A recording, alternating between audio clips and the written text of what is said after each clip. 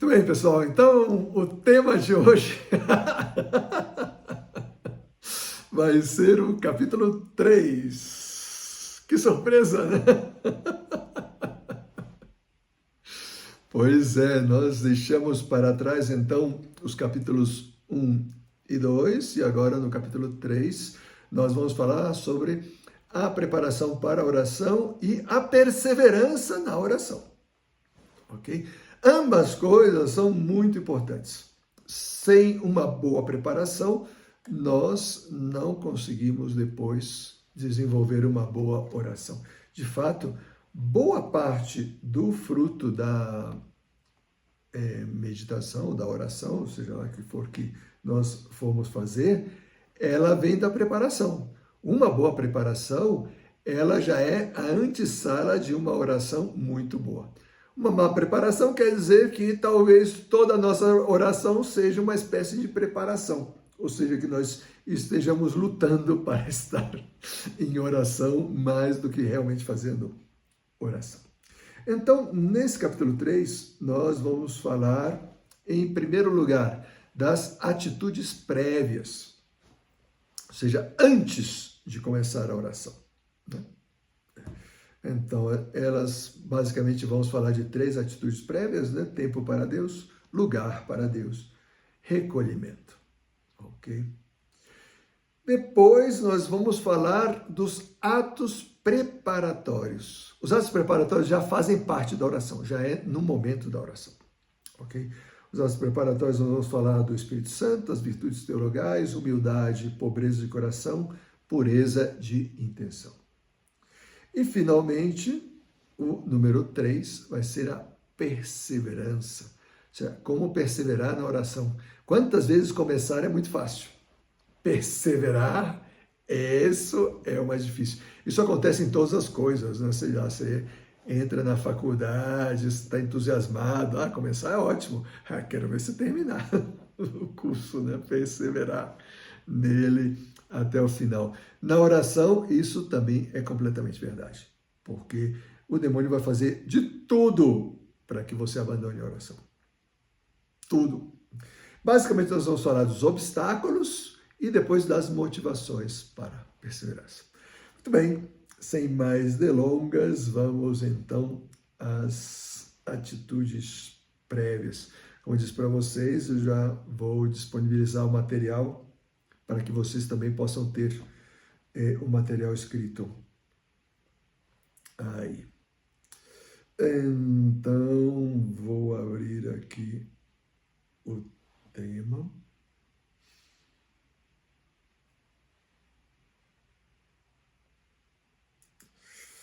Muito bem, as atitudes prévias, né? Dissemos que são as atitudes que nós devemos ter antes. O que significa antes da oração?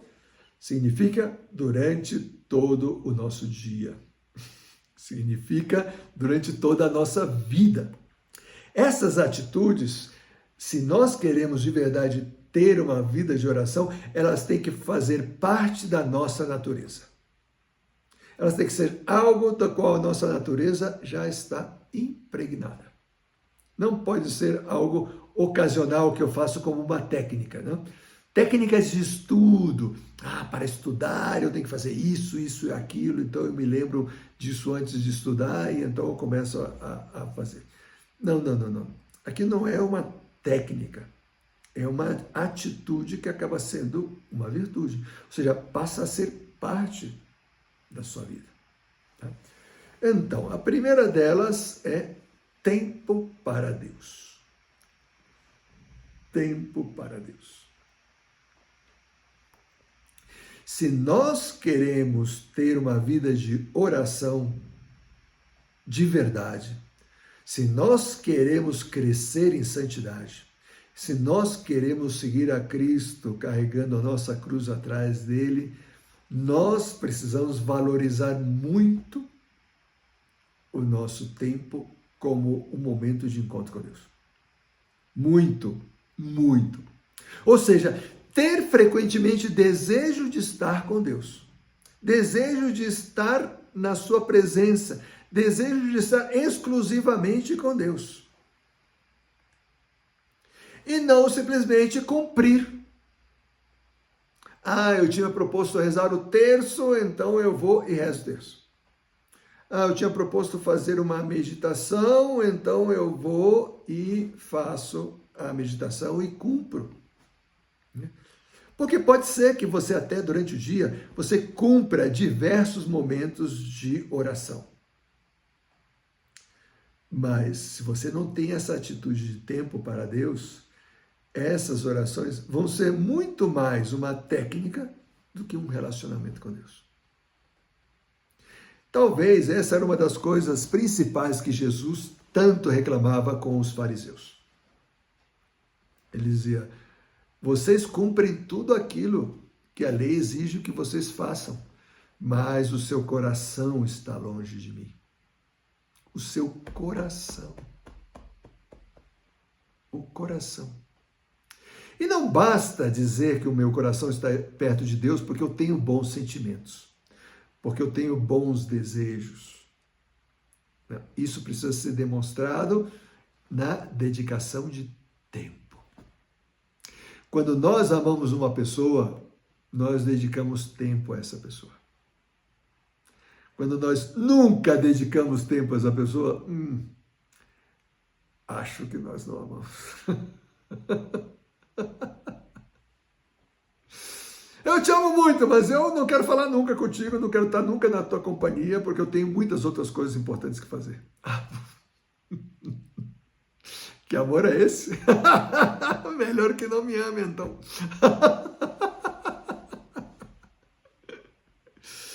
O tempo é fundamental. Tempo para Deus. E quando nós falamos de tempo para Deus, nós estamos falando, sobretudo, de tempos exclusivos para Deus. Tempos exclusivos. Durante o meu dia, quanto tempo exclusivo eu dedico para Deus? O tempo exclusivo é aquele que não serve para mais nada a não ser estar com Deus. Porque tem outros tempos que eu também posso dedicar a Deus, e Deus vai aceitar isso com muita alegria, né? Por exemplo, quando eu estou estudando, eu posso lembrar de Deus e oferecer os meus estudos. Quando eu estou trabalhando, eu posso lembrar de Deus e oferecer para Ele o meu trabalho. Quando eu estou me divertindo, eu posso me lembrar de Deus e oferecer para Ele o meu divertimento. Inclusive, posso fazer pequenas pausas no qual eu recordo a Deus, eu falo com Deus, eu digo alguma jaculatória, eu rezo uma Ave Maria, eu faço um oferecimento, etc. E Deus fica muito feliz com esse tipo de oração. Mas Ele vai ficar mais feliz ainda com os tempos que são exclusivos. Por quê? Porque esses são os tempos que você está dizendo que Ele vale mais do que qualquer outra coisa que eu possa fazer. É no tempo exclusivo. Aquele tempo que dá a impressão que você está perdendo tempo. Porque você podia estar fazendo outra coisa. Você podia estar produzindo, você podia estar lendo, você podia estar estudando, você podia estar dando resultados acadêmicos, você podia estar dando resultados profissionais, coisas que você precisava fazer no seu trabalho, inclusive fazendo atos de caridade, fazendo. Esse é o ponto de vista humano. Mas do ponto de vista de Deus, que deve ser o nosso ponto de vista, o melhor tempo sempre é o tempo exclusivamente dedicado a Deus. Muito difícil na nossa cultura hoje. Muito difícil. Muito difícil. É impressionante. Os americanos têm a sua famosa frase, né? Time is money. O tempo é dinheiro. Pois claro, porque no tempo você pode fazer muitas coisas, tudo para produzir. Mas, do ponto de vista da fé, time is God. Tempo é Deus. Ou seja, é Deus que me vai levar à santidade. É Deus. E o tempo que eu estou com Ele é o melhor tempo. Ainda que pareça que eu estou perdendo tempo. Ainda que o demônio vai aproveitar esse momento para te colocar milhões de tentações. Todas as coisas que você poderia fazer nesse tempo. É impressionante. Quando a gente quer dedicar tempo a Deus, a gente se lembra de todas as outras coisas que a gente precisa fazer. Coisa que você nem lembrava mais. Inclusive coisas que você nem valorizava, de repente passam a ser importantes. É incrível isso. É incrível isso. Mas é o melhor tempo. Tem um santo espanhol que chama Santo Isidro, que ele era agricultor. E ele era muito simples. E a espiritualidade dele era muito profunda. E às vezes ele estava lavrando a terra e entrava, vou fazer uma pausa porque eu preciso falar com Deus, não? E de repente entrava em êxtase, não? E lá a pausa era 1 hora, 2 horas com Deus. Esquecia do tempo. Isso acontecia tão frequentemente que Deus enviava às vezes algum anjo para fazer o trabalho que ele não fez. Para arar a terra. E daí, de repente, ele voltava, ele via que o trabalho estava feito. Isso. Uau! Isso não acontece com todo mundo. Aí, cuidado, né? Vou entrar aqui em oração, Deus vai fazer com que eu aprenda essa matéria sem estudar.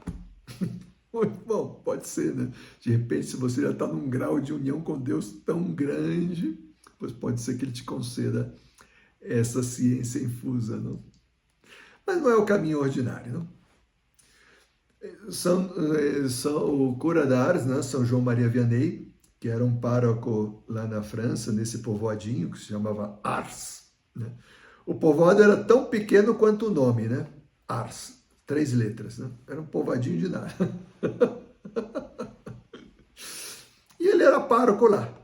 O povoado era tão pequeno que só tinha 4 coisas, que era uma igreja e 3 tabernas, né? 3 bares. E então, ele, para santificar o seu povo, ele fazia muita oração. Mas ainda que era um homem assim de muita oração, tipo acordava 2 da manhã ou 3 da manhã e estava em oração a perder de vista, até a hora da missa às vezes, né? Ele disse que começou a ficar surpreso de que todos os dias, aí pelo meio-dia, aparecia um camponês, né? E estava lá na igreja. 1 hora, 1 hora e meia. Depois saía e ia embora. E começou a acontecer isso todos os dias. E o São João Maria Vianney, né, ficou curioso, né? Nossa, esse cara aí, o que será que ele está rezando? Aí disse, dá licença, deixa eu interromper a sua oração aqui, né? O que o senhor está rezando, né? Que eu vejo aqui o senhor todos os dias, né? E daí o agricultor falou para ele, seu padre, eu não sei rezar, não. Eu não sei rezar, não. Você não sabe rezar? Não. Então o que você faz aqui todo esse tempo, né? E disse, eu fico olhando para ele, né, tá? E mostra o crucifixo, e ele olha para mim. Cara, esse estava no alto grau de santidade já. E era um agricultor, um camponês. Não tinha instrução, não sabia teologia, não sabia nem o catecismo. E ali estava. Por quê? Porque ele dedicava tempo para Deus. Tempo. Esse tempo dedicado a Deus, Deus devolve 10 vezes mais. 100 vezes mais, porque ele diz a parábola, né? A semente que cai em terra boa dá 30, 60, 100 vezes mais. Olha só que produtividade, né? Então, por isso que a primeira atitude que nós devemos ter é a atitude do tempo. Eu quero dar tempo de qualidade para Deus. E isso tem que estar no nosso desejo, que seja algo frequente, que eu pense nisso todos os dias, o dia todo. Eu, se pudesse, estaria agora mesmo diante do Senhor na Eucaristia. Aí, com Ele. Talvez eu não possa, talvez não consiga, talvez eu não tenha todo esse tempo. Mas o fato de estar desejando dar tempo para Deus, pouco a pouco vai permitindo com que eu objetivamente consiga tempos para estar com Deus. Porque eu começo a me organizar. Vocês sabem que quando a gente tem vontade de fazer uma coisa, a gente faz. A gente dá um jeito. Algo acontece. Oi, Maria, tudo bom? Fenomenal. Já, olha, você tem um irmão fenomenal, ele te defendeu muito bem, hein? Então... Olha só. Então você nem precisa se justificar.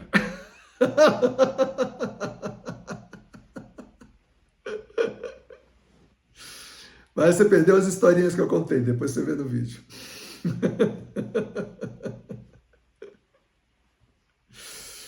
Estamos falando, começamos o capítulo 3, que é preparando-nos para a oração e perseverando nela. E nós começamos falando sobre as atitudes prévias. Estamos falando da primeira atitude prévia, que é a atitude de ter tempo para Deus. Essa atitude é tão importante que nós podemos, inclusive, dizer que a santidade depende dela. Quer dizer, se eu suscito tempo para Deus, eu consigo depois tempo para Deus, porque isso está no desejo, está no meu coração. E como eu estava falando para vocês, né, a gente sempre arranja tempo para aquilo que a gente gosta de fazer, para aquilo que a gente quer fazer. A gente dá um jeito, a gente consegue. Né? Quando nós amamos alguma coisa, nós conseguimos tempo para isso. É impressionante. A gente pode não ter tempo para nada, mas para aquilo que nós amamos, nós temos tempo. Então, conforme nós vamos suscitando no nosso coração esse desejo de estar com Deus durante o dia, nós vamos arrumar tempo. Sei lá, estou passando perto, caramba, aqui tem uma igreja, eu vou dar uma escapada, vou dar uma passadinha lá e ficar um momentinho com ele, ainda que seja um pouquinho só. Ou de repente, nossa, essa matéria que eu estou estudando dá para estudar na igreja. Eu vou levar o meu livro para a igreja e vou estudar na frente do Santíssimo. Ou de repente eu vejo no meu quarto tem uma imagem de Nossa Senhora, tá? De repente eu olho para ela e um momentinho para ficar agora com ela, só para bater um papo. Eu tenho umas coisas que contar para ela, só eu e ela. Sabe? É natural, passa a ser natural. Você caminha pela rua, de repente você vê uma imagem, vê algo e imediatamente te lembra de Deus e você quer dedicar um tempinho, ainda que seja pouco, para falar com Ele. São João Beckman, que quando era velhinho, né, dizem que ele estava caminhando assim pelo jardim, aí com o seu bastão, né, de repente vem uma flor e dá um toquezinho com o bastão da flor, dizendo, cala, cala, já sei de quem você está me falando. Claro, você está tão impregnado de Deus que você começa a ver Deus em todas as partes. E Deus te fala. Mas para isso é preciso dedicar tempo. Nós não podemos pensar que isso vai ser espontâneo. Não é espontâneo. Não é natural da nossa natureza caída. A nossa natureza, ela foi criada para Deus. Então, antes do pecado original, era natural pensar em Deus, dedicar tempo para Deus, desejar estar com Deus.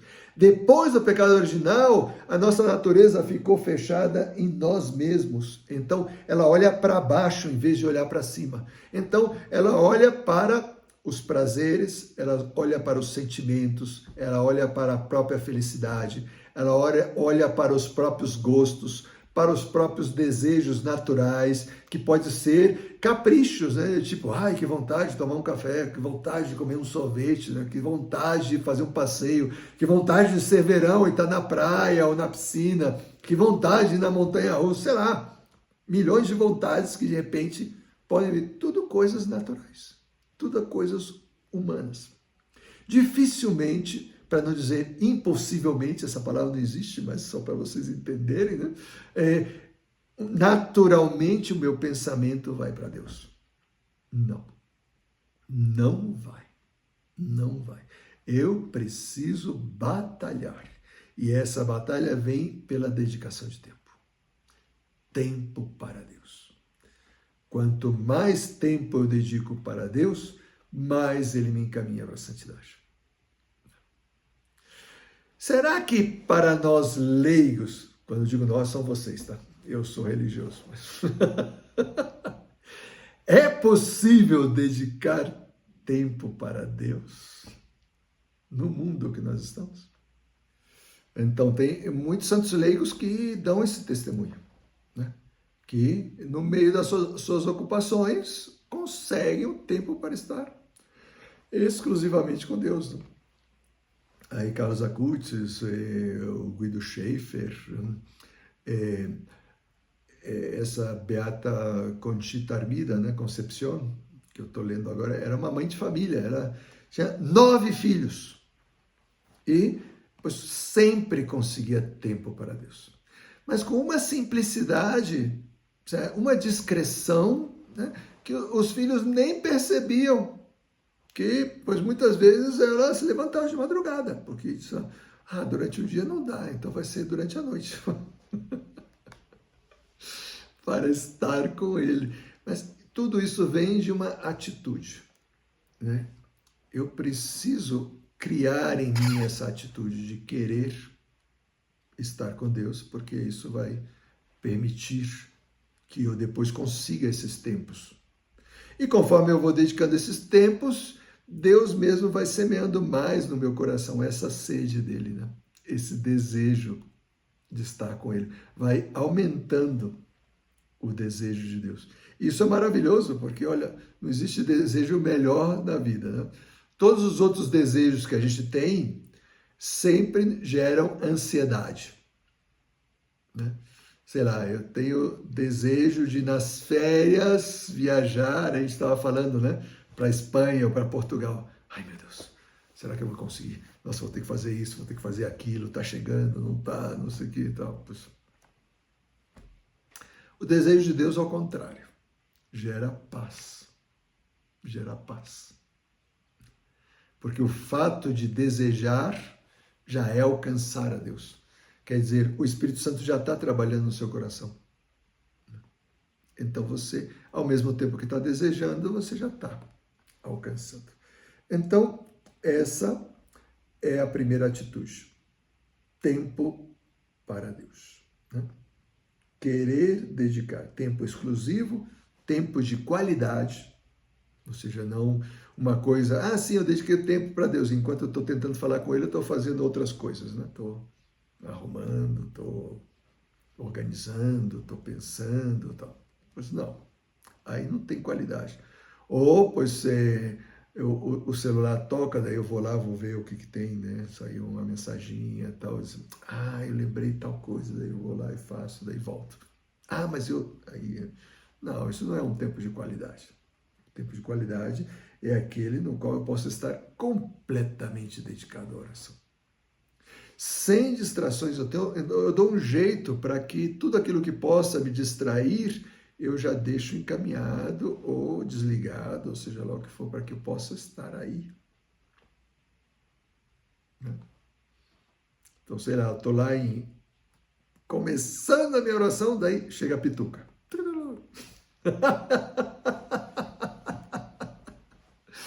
Não, eu já dou um jeito para que a pituca fique tranquila lá e eu possa, então, me dedicar à minha oração. E depois tem que ser um tempo de coração. Ou seja, não que eu estou lá chateado porque eu deveria estar fazendo outras coisas, mas como eu me comprometi a ter tempo para Deus, eu estou fazendo a oração. Não, porque o seu coração não está ali. Seu coração está naquilo que você gostaria de estar fazendo. Então é preciso dedicar tempo de coração. E depois, tempo completo. O que quer dizer isso? Quando eu quero dedicar tempo para Deus, eu tenho que, pelo menos, colocar um tempo mínimo que eu vou estar com Ele. Então, sei lá, eu digo, eu vou agora entrar na capela, porque eu quero fazer um momento de adoração. Aí eu coloco um tempo mínimo que eu vou estar lá. Porque, como eu disse para vocês, vão vir muitas tentações que vão te levar a querer abandonar esse momento de adoração. Lembrei que eu tinha que ter feito o trabalho da escola e não fiz. Lembrei que eu tenho que passar para comprar o pão e não passei. Eu lembrei que eu preciso fazer tal coisa, não sei o que tal. Vai vir todas as lembranças, todos os outros desejos, outras coisas importantes que você precisa fazer. Então, o tempo mínimo, você diz, não, daqui eu não saio antes de meia hora. Ou 40 minutos, ou 45 minutos, ou uma hora, o tempo que você estipulou, né? Para que você possa lutar com serenidade contra as distrações e as tentações, né? Então, se aconteça o que acontecer, eu não vou sair daqui, porque eu disse para Jesus que eu ia ficar esse tempo com ele. Então, esse tempo completo, né? Não começar a recortar, né? Eu chego 2 minutos depois e saio 5 minutos antes, então já não foi 30 minutos, né? Isso vai revelando que o meu coração, ele quer outra coisa e não estar com ele. E também que seja um tempo consistente, né? Dizer, sim, eu dedico tempo para Deus todos os dias, eu dedico 2 minutos. Pelo amor de Deus, isso daí não... Socorro! Sim, eu falo com Deus todos os dias, sim. E o tempo completo, e é exclusivo. 1 minuto e meio cronometrado. Não. Tem que ser um tempo consistente, ou seja, um tempo. Né? Imagina se para o namoro se dedicasse 1 minuto. Socorro, o namoro acaba. Pô. E o casamento, mais ainda. É preciso dedicar um tempo consistente para estar com a pessoa amada. Então, podemos dizer que essas são as 4 características, né? Exclusivo, de qualidade, de coração, completo, são 5. Consistente. Muito bem, segunda atitude. Bom, alguma dúvida sobre isso? Comentários? Tá tranquilo? Ok. Segunda atitude, lugar para Deus. Lugar para Deus. Então, quando nós pensamos em oração, nós também pensamos no lugar onde nós vamos fazer oração. É claro que nós podemos fazer oração em qualquer lugar. A gente também tinha falado sobre isso, né? Nós podemos aproveitar o nosso dia, onde nós estivermos, para fazer uma oração. Isso vai ser fruto dessa oração de exclusividade que eu quero dedicar. Então, para isso, o lugar onde eu vou fazer a oração também é muito importante. Porque tem que ser um lugar no qual eu possa me dedicar a Deus. Se o lugar que eu escolhi para fazer oração tem muitas coisas que me distraem da oração, então dificilmente eu vou conseguir fazer uma boa oração. Sei lá, eu vou fazer oração no meu quarto. Mas aí eu tenho um pôster gigante do Led Zeppelin, aqui desse lado, né? Depois outro com a paisagem de Cancún, aqui do outro lado, né? Depois eu tenho a coleção completa de todos os bonecos do Star Wars, aqui desse lado, tá? Eu não vou conseguir fazer oração coisa nenhuma, porque o tempo todo eu vou estar me lembrando dessas coisas, porque entra pela vista.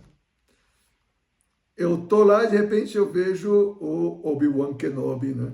E disse, nossa, aquele capítulo que ele lutou com Darth Vader, ele foi incrível. Não, eu tô na oração, peraí, deixa eu voltar para cá, né? Daí eu olho pro pôster do Led Zeppelin e lembro, né?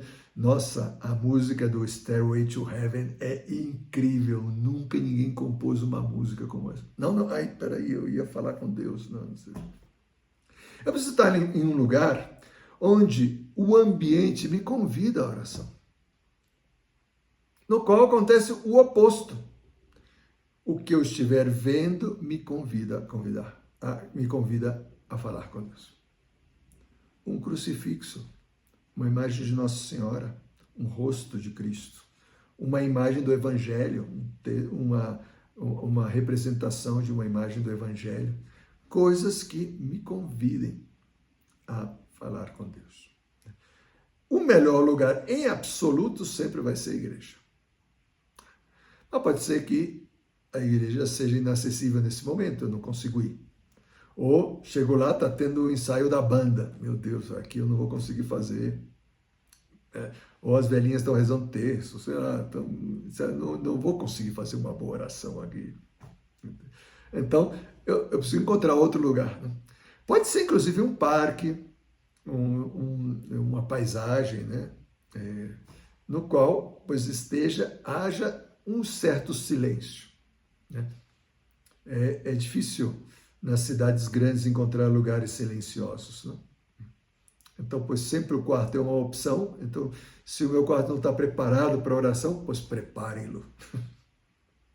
Tenham aí o que você precise para fazer uma oração. Quantas vezes uma imagem, um objeto religioso faz toda a diferença na oração? Santa Teresa, ela disse que a sua segunda conversão veio da contemplação de uma imagem do Cristo flagelado. Ou seja, Cristo atado a uma coluna, completamente flagelado. Mas não esses crucifixos que nós vemos nas nossas igrejas, muitas vezes que tem um fiozinho de sangue escorrendo aqui pelo braço, tal, e o Cristo assim todo limpinho, fortão, assim bonito, tal. Não, o Cristo desfigurado pelos chicotes que destruíram a sua pele. E ela disse que, olhando para aquele Cristo, veio uma compaixão que só podia ser do Espírito Santo. E ela, entra na oração. Esse Cristo fez isso por amor a mim. Nossa, nem precisou meditar, ou seja, já veio. Nem sempre nós vamos ter as mesmas reações diante das imagens que nós temos, mas uma coisa que realmente nós não temos dúvida é de que as imagens nos ajudam a orar. Então, eu tenho que procurar imagens que propiciem essa intimidade, né? E vocês mesmos vão descobrindo quais são as imagens que melhor têm efeito sobre vocês, né? Então, o lugar para Deus deve ter 3 características. Não, 4. 4 características. Não? Primeiro, que é um lugar recolhido, ou seja, no qual eu não tenha coisas que tirem a minha atenção da oração. E que as pessoas respeitem o que eu estou fazendo. Né? Então, que não seja, pois, sei lá, eu estou na sala, sabendo que vai estar todo mundo passando por aí o tempo todo. Pois, não é recolhido, né? Tá? Não. No corredor do colégio, pois não. Está no pátio. Né? O pessoal está em educação física e eu estou lá. Não. Lugar recolhido, quer dizer, outras pessoas não têm acesso e, se tem, pelo menos respeitem o que eu estou fazendo. Né? Segundo, um lugar de intimidade, né? No que eu possa estar em intimidade com Nosso Senhor. Então, eu tenho que deixar de lado tudo que pode me distrair. Né? Então, coloco o celular no silencioso. Não quero saber celular nesse tempo, né? Outras coisas que possam me distrair, eu também deixo de lado. Terceiro, um lugar inspirador, então, essas imagens ou paisagem, né, que me ajudem a que eu entre em devoção. Eu posso acender uma vela, né, eu posso ter o meu terço aí do lado, eu posso ter alguma coisa que tenha uma ligação afetiva com alguém que já está na eternidade, por exemplo, uma lembrança da minha avó, do meu avô, da minha bisavó, algo que me conecte com pessoas que já estão na eternidade, né? Crucifixos, quadros, pôsteres, pequenas estátuas, etc. Algum objeto abençoado. E quarto, as posturas. Quando a gente fala de lugar para Deus, as posturas também contam. Então, eu posso rezar sentado? Posso. Mas se eu estou com muito sono, cuidado. Posso rezar deitado? Pois não.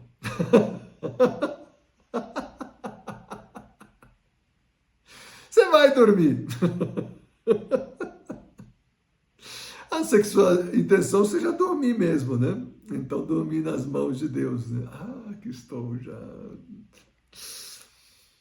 Mas, pois, é bom ir alternando entre estar sentado, ajoelhado e em pé, né?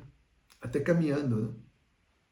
Conforme seja o seu estado de cansaço ou de distração, né? Mas a postura indica muito, né?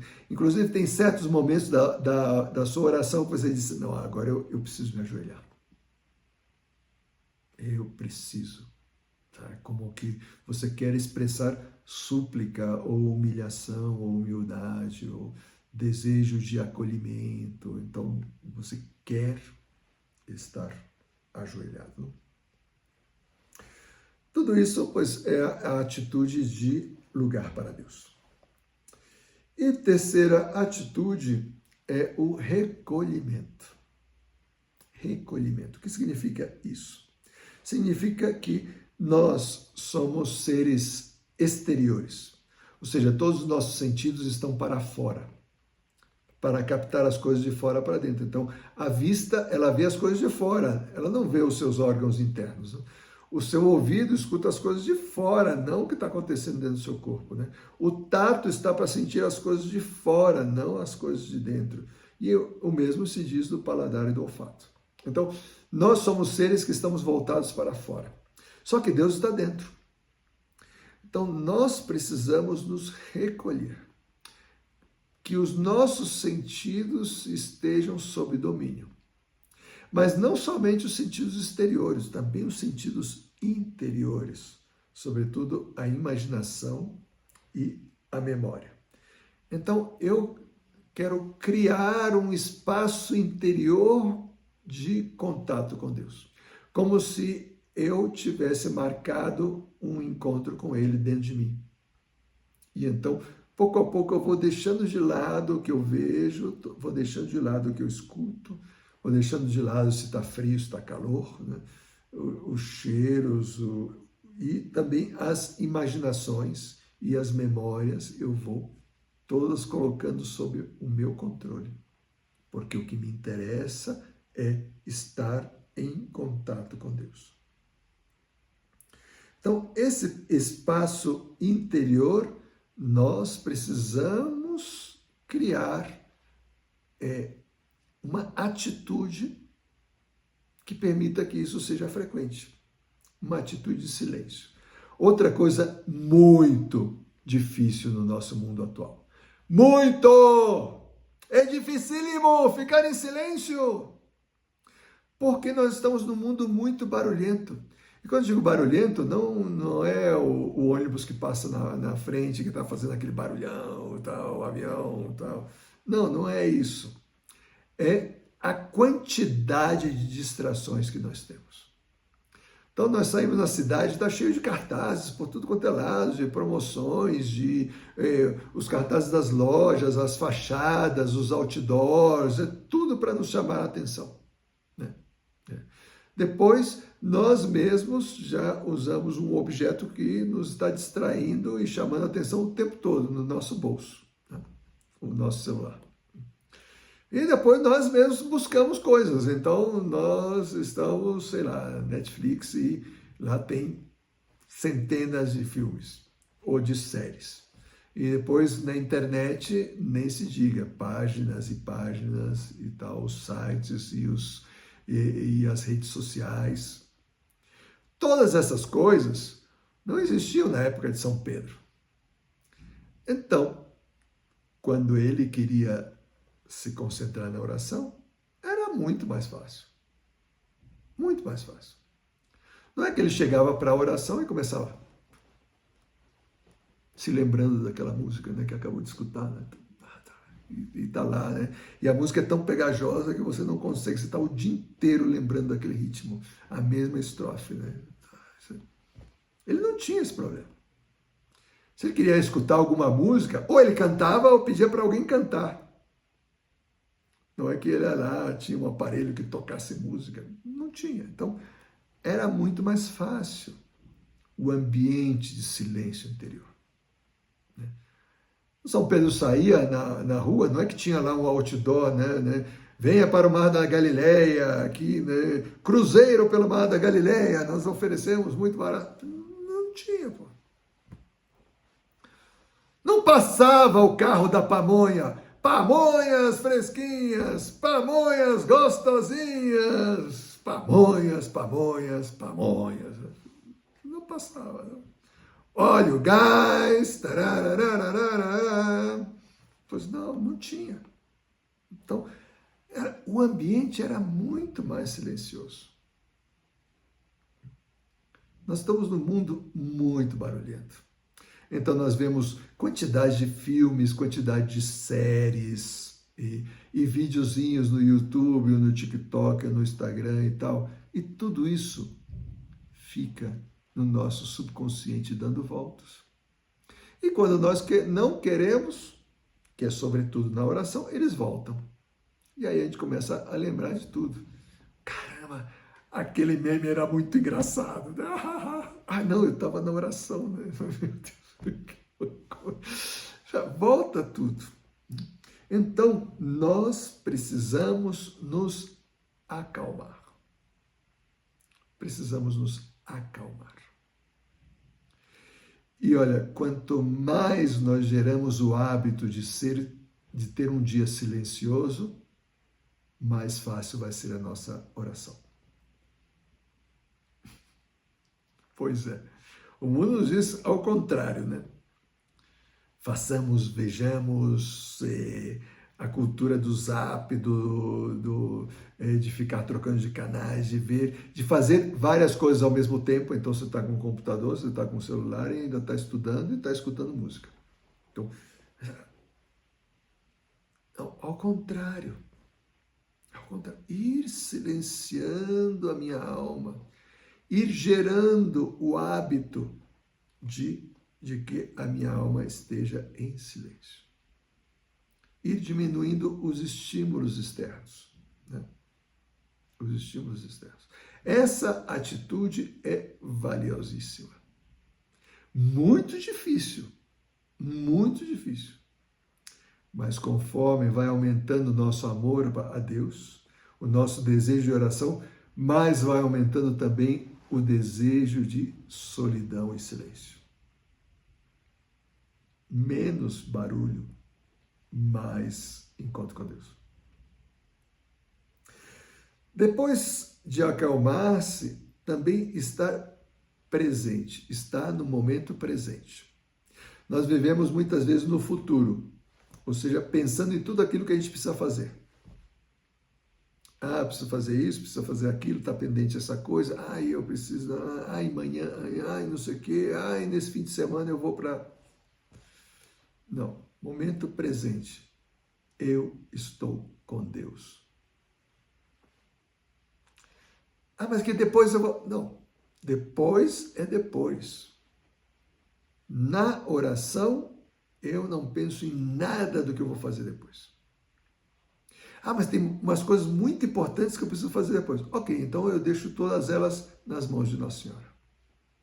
Coloco nas mãos dela. E entrego mesmo. Mãezinha, olha, está aqui a minha entrevista de trabalho. Mãezinha, está aqui, pois a minha prova. Vai ser daqui a pouco. Mãezinha, está aqui o meu encontro com o meu chefe. Sei lá, seja lá o que for. Estar presente. Outro conselho muito bom dessa atitude de recolhimento é o reunir-se. Reunir-se. O que significa isso? Que nós somos muito fragmentados, dispersos, distraídos. Então, eu me reúno. Né? Para isso, eu preciso trazer para perto de mim os meus sentidos. né? O que eu estou vendo, o que eu estou escutando. Então, eu até tomo consciência do ambiente para poder renunciar a ele, né? E estar na minha capela interior, na minha capela interior, né?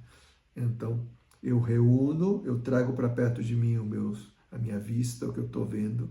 Eu não quero ver nada além de Deus. O que eu estou escutando, os barulhos exteriores, não, eu não quero escutar nada além de Deus.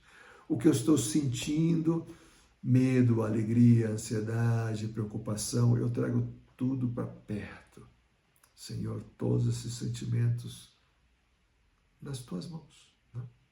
Expectativas, tal, memória, imaginação, eu vou trazendo. Ah, minha imaginação estava imaginando tal coisa. Não, vem para cá. Ah, lembrei de alguma coisa. Não, vem para cá. De tal maneira que, pouco a pouco, eu vou me habituando a ter um controle sobre os meus sentidos, não? E depois, o último, que eu chamei de despertar interiormente, não? Talvez é dos passos mais importantes, ou talvez o passo mais importante, que é, na vida natural, nós procuramos muitos estímulos externos, né? Somos frequentemente voltados para estímulos externos. O que é um estímulo interno? Algo que nos agrada. Uma boa música é um estímulo interno. Um vídeo legal é um estímulo externo.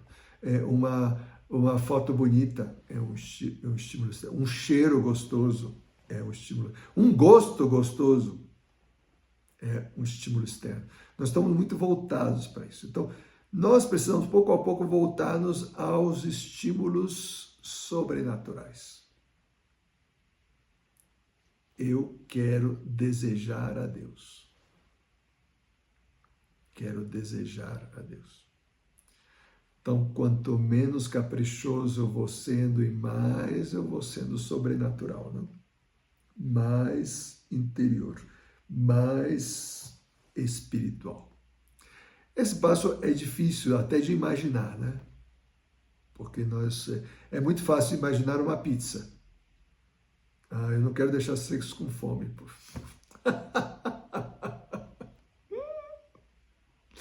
Mas é impressionante, a gente acaba sempre falando de comida. Porque comer é muito bom. O gosto, o cheiro, o prazer, o estar com as pessoas, nossa, é uma experiência muito boa. Então, é muito fácil imaginar. Mas agora, o prazer sobrenatural é muito difícil, porque nós não temos experiência direta. Mas nós precisamos ir gerando isso, não?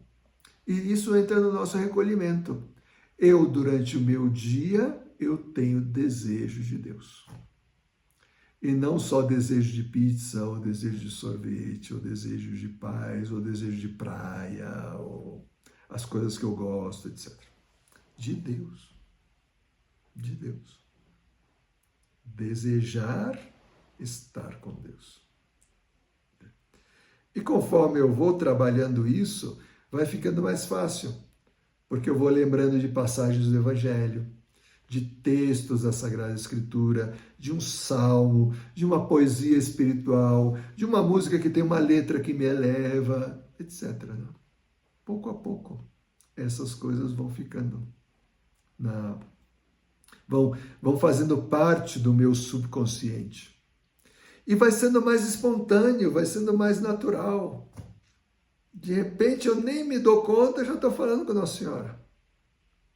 De repente eu nem me dou conta, já estou no maior papo com o meu anjo da guarda. Olha que coisa mais gostosa. O sobrenatural entra na sua vida. O sobrenatural passa a fazer parte da sua vida. Você começa a ver Deus em todas as coisas. Sei lá, você está indo para faculdade, está com o carro. Ai, Senhor, que eu encontro uma vaga, que eu encontro uma vaga, que eu encontro uma vaga. Daí chego lá e encontro uma vaga. Ah, obrigado. Uma pessoa que não é sobrenatural, ela vai dizer, puxa, que sorte! Sorte nada! Teu anjo da guarda estava aguardando a vaga para você, e você chega e diz, que sorte! Mas que sorte! É claro que foi ele, pô.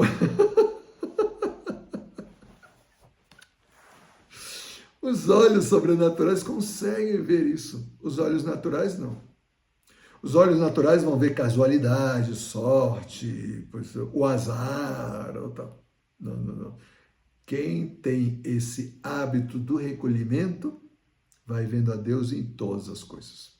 E vai agradecendo, e vai pedindo, e vai naquela conversa, em tudo, em coisas tão simples, como, ai, Senhor, que ingrediente que eu coloco aqui nesse bolo? Eu acho que está faltando alguma coisa, vem, me inspira alguma coisa a mais, aí de repente, pum, vem uma ideia, nossa, é isso mesmo.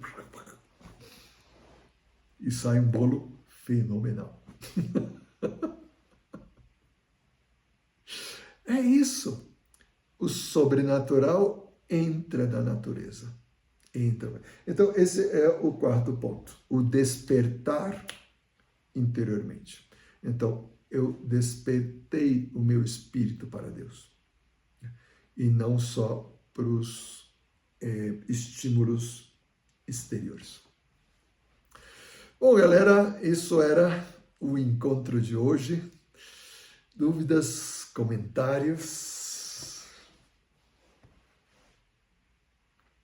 Tá tudo tranquilo? Então, esse foi o encontro de hoje. No próximo encontro, nós vamos ver os atos preparatórios, que é quando a gente já entrou na oração, tá? Que vão ser o Espírito Santo, as virtudes teologais, a humildade e pobreza de coração e a pureza de intenção. Esse vai ser o nosso próximo encontro. Até lá!